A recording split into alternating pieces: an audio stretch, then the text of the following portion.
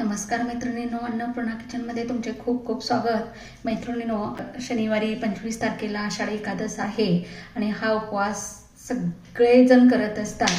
तर या उपवासाला काही जणांना खिचडी खाणं आवडत नाही किंवा वरीचा भातही आवडत नाही। तर या उपवासासाठी आपण अतिशय पौष्टिक आणि सर्वांना आवडणारे, तोंडात ठेवताच विरघळणारे असे राजगिरा लाडू तयार करणार आहोत। तर या ठिकाणी मी येथे पाव किलो राजगिरा घेतलेला आहे। येथे बघू शकता, हा निवडून घेतलेला आहे। त्यानंतर येथे मी भाजलेले शेंगदाणे घेतलेले आहेत, याचं सालं काढून घ्यायचं आहे। त्यानंतर येथे मी 5 ते 7 बदाम घेतलेले आहेत। येथे वेलची सोलून घेतलेली आहे। येथे मी 5 ते 7 काजू घेतलेले आहेत। गूळ घेतलेला आहे। गूळ अजून आपण लाह्याच्या प्रमाणानुसार घेणार आहोत आणि सुकं खोबरं घेतलेलं आहे। हे सर्व मिक्सरला आपल्याला बारीक करून घ्यायचं आहे। तो सुरुवातीला आपण या राजगिऱ्याच्या लाह्या करून घेऊया। इथे गॅसवर मी एक कढई ठेवलेली आहे। राजगिरीच्या लाह्या करत असताना कढई ही जाड बुडाची किंवा नॉनस्टिकची कढई घ्यायची आहे। अगदी पातळ बुडाची कढई घ्यायची नाही। या लाह्या भाजताना एकदम मंद गॅसवर भाजायच्या आहेत।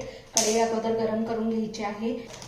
कढई टाकलेली आहे आणि थोड्या थोड्या लाह्या याच्यामध्ये घालणार आहोत आणि त्याच्यावरती या ठिकाणी मी हा कॉटनचा रुमाल घेतलेला आहे। हा रुमाल या ठिकाणी असा घडी घालून याच्यावरती फिरवायचा आहे असा।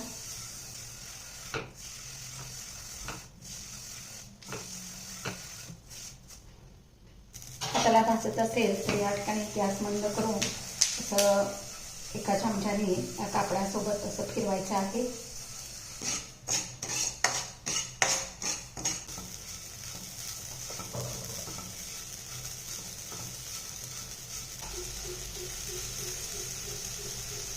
तर इथे बघू शकता, मस्त अशा आपल्या राजगिऱ्याच्या लाह्या तयार झालेल्या आहेत। मस्त अशा आपल्या ह्या लाह्या तयार झालेल्या आहेत। आता या लाह्या मोजून घ्यायच्या आहेत। तर इथे मी हा एक माप घेतलेला आहे, याने या लाह्या मोजून घ्यायच्या आहेत, म्हणजे आपल्याला गूळ घालायला सोपं जाईल। तर इथे या भांड्याने आपले 5 भांडी या लाह्या झालेल्या आहेत। येथे मी 5 वाट्याला 2.25 वाट्या गूळ घातलेला आहे। तुम्ही तुमच्या आवडीनुसार कमी जास्त करू शकता। तर इथे मी गूळ या ठिकाणी खिसून घेतलेला आहे। तर या भांड्याने मी लाह्याच्या निम्मा घालणार आहे, कारण आमच्याकडे जास्त गोड आवडत नाही। तर 2.5 वाट्या गूळ घालणार आहे। हा गूळ मी खिसून घेतलेला आहे। शेंगदाण्याची सालं काढून घ्यायची आहे। तर येथे बघू शकता, हे शेंगदाणे एकदम सालं काढून त्याला बारीक करून घेतलेलं आहे पल्स मोडवरती। असंच आपल्याला हे मोठं मोठं ठेवायचं आहे, म्हणजे ते लाडू खाताना दाताखाली अगदी कचकचीत छान लागतं। आता आपण हे काजू बदाम ही जाडसर वाटून घेणार आहे। तर अशा पद्धतीनं हेही वाटून घ्यायचं आहे। यातले मोठे तुकडे निघालेले पुन्हा एकदा मी ठेवून घेणार आहे। ते सुकं खोबरं मात्र एकदम बारीक करून घ्यायचं आहे।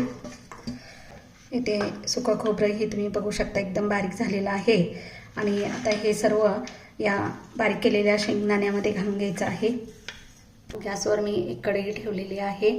तर ही कढई गरम झाल्यानंतर या ठिकाणी मी 1 चमचा तूप घालत आहे। आपल्याला यामध्ये गूळ वितळवून घ्यायचा आहे।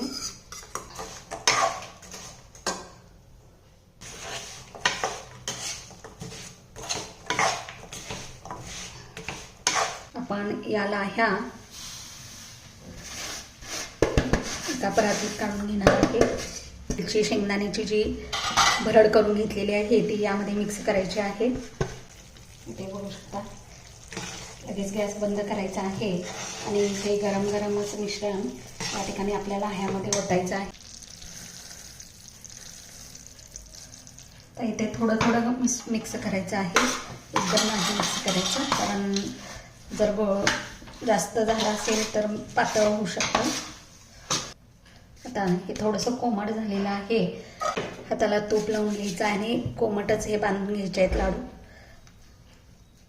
गूळ असल्यामुळं हे लगेच कडक येतात। अगदीच तुम्हाला हे कडक झाले असं वाटत असेल तर याच्यावर थोडासा कोमट पाण्याचा सपका द्यायचा, म्हणजे लाडू व्यवस्थित बसतात। असे आपले हे लाडू तयार व्हायला लागलेले आहे.